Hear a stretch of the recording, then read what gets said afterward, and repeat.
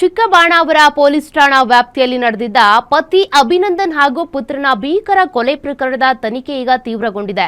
ಕೊಲೆಗಾರ್ತಿ ಹರಿಣಿ ಹಾಗೂ ಆಕೆಯ ಪ್ರಿಯಕರ ಹೆಣೆದಿದ್ದ ಸ್ಕೆಚ್ಗಳು ಒಂದೊಂದೇ ಆಘಾತಕಾರಿ ಸತ್ಯಗಳು ಹೊರಬೀಳ್ತಾ ಇವೆ. ಗಂಡನನ್ನ ಮುಗಿಸಿ ಸಾಕ್ಷ್ಯ ನಾಶ ಮಾಡಿ ಪ್ರಿಯಕರನ ಜೊತೆ ಪಾರಾಗೋದಕ್ಕೆ ಈ ಕಿರಾತಕಿ ಹೆಣೆದಿದ್ದ ಮಾಸ್ಟರ್ ಪ್ಲಾನ್ ಏನು ಅಂತ ತನಿಖೆಯಲ್ಲಿ ಬೆಳಕಿಗೆ ಬಂದಿದೆ. ಆ ಕ್ರೂರ ಕಥೆ ಇಲ್ಲಿದೆ ನೋಡಿ.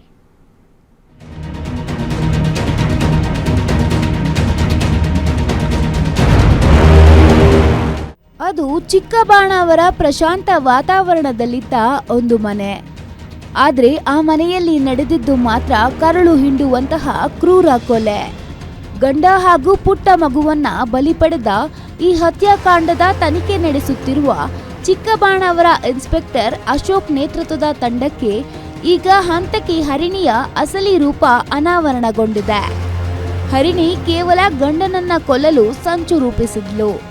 ಆದ್ರೆ ಅಂದು ರಾತ್ರಿ ಗಂಡನನ್ನ ಕೊಲ್ಲುವಾಗ ಎಚ್ಚರಗೊಂಡ ಪುಟ್ಟ ಕಂದಮ್ಮ ಈ ಕಿರಾತಕರ ಕ್ರೌರ್ಯಕ್ಕೆ ಬಲಿಯಾಗಿದ್ದು ನಿಜಕ್ಕೂ ಎದೆ ನಡುಗಿಸುವ ಸಂಗತಿ. ಕ್ರೈಮ್ ಸೀನ್ ಕ್ರಿಯೇಟ್ ಮಾಡೋದು ಹೇಗೆ ಅಂತ ಸರ್ಚಿಂಗ್. ಪ್ರಿಯಕರನ ಪಾರು ಮಾಡಲು ಕಾಂಟ್ಯಾಕ್ಟ್ ನಂಬರ್ಗಳೇ ಡಿಲೀಟ್.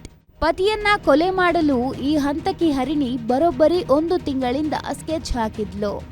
ಕೊಲೆ ಮಾಡೋದು ಹೇಗೆ, ಕೊಲೆಯಾದ ಬಳಿಕ ಪೊಲೀಸರ ಕಣ್ಣಿಗೆ ಮಣ್ಣೆರಚಿ ಸಾಕ್ಷ್ಯ ನಾಶ ಮಾಡೋದು ಹೇಗೆ, ಹತ್ಯೆಯನ್ನ ಬೇರೆ ರೀತಿಯಲ್ಲಿ ಬಿಂಬಿಸುವುದು ಹೇಗೆ, ಹೀಗೆ ಪ್ರತಿಯೊಂದನ್ನು ಮೊಬೈಲ್ನಲ್ಲಿನ ಆಪ್ಗಳ ಮೂಲಕ ರಾತ್ರಿ ಹಗಲು ಸರ್ಚ್ ಮಾಡಿದ್ದಳು.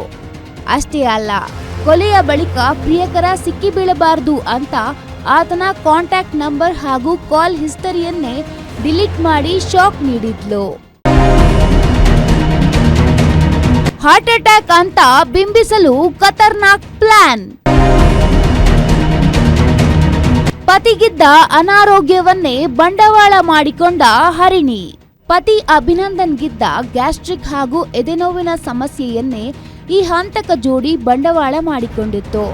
ಕೊಲೆಯನ್ನ ಹಾರ್ಟ್ ಅಟ್ಯಾಕ್ ಎಂದು ಬಿಂಬಿಸುವುದು ಇವರ ಪ್ಲಾನ್ ಆಗಿತ್ತು. ಅದರಂತೆ ಮಧ್ಯರಾತ್ರಿ ಮನೆಯ ಸಿಸಿಟಿವಿ ಆಫ್ ಮಾಡಿದ ಹಂತಕರು ಮಲಗಿದ್ದ ಅಭಿನಂದನ್ ಮುಖಕ್ಕೆ ದಿಂಬು ಒತ್ತಿ ಉಸಿರುಗಟ್ಟಿಸಿ ಕೊಲ್ಲಲು ಯತ್ನಿಸಿದ್ದಾರೆ.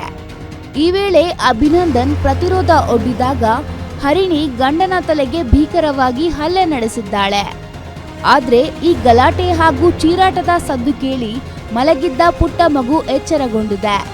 ಮಗು ಜೋರಾಗಿ ಅಳಲು ಪ್ರಾರಂಭಿಸಿದಾಗ ಆತಂಕಗೊಂಡ ಈ ಕ್ರೂರಿಗಳು ಮಗುವಿನ ಮುಖವನ್ನು ಒತ್ತಿ ಹಿಡಿದು ಕ್ರೂರವಾಗಿ ಕೊಲೆ ಮಾಡಿದ್ದಾರೆ.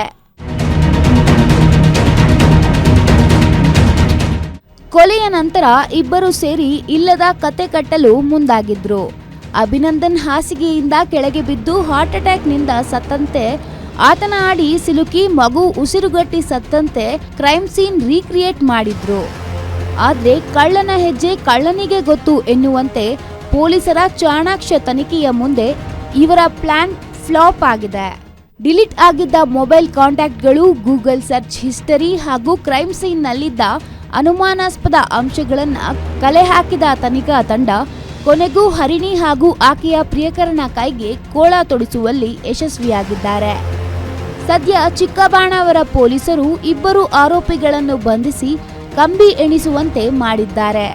ಪ್ರೀತಿಗಾಗಿ ಗಂಡ ಹಾಗೂ ಮಗುವನ್ನೇ ಬಲಿ ಪಡೆದ ಈ ಪಾಪಿಗಳ ಅಸಲಿ ಕೃತ್ಯ ಈಗ ಜೈಲಿನ ಕತ್ತಲೆಯಲ್ಲಿ ಕೊಳೆಯುವಂತೆ ಮಾಡಿದೆ. SK Manjunath, crime bureau, guarantee news.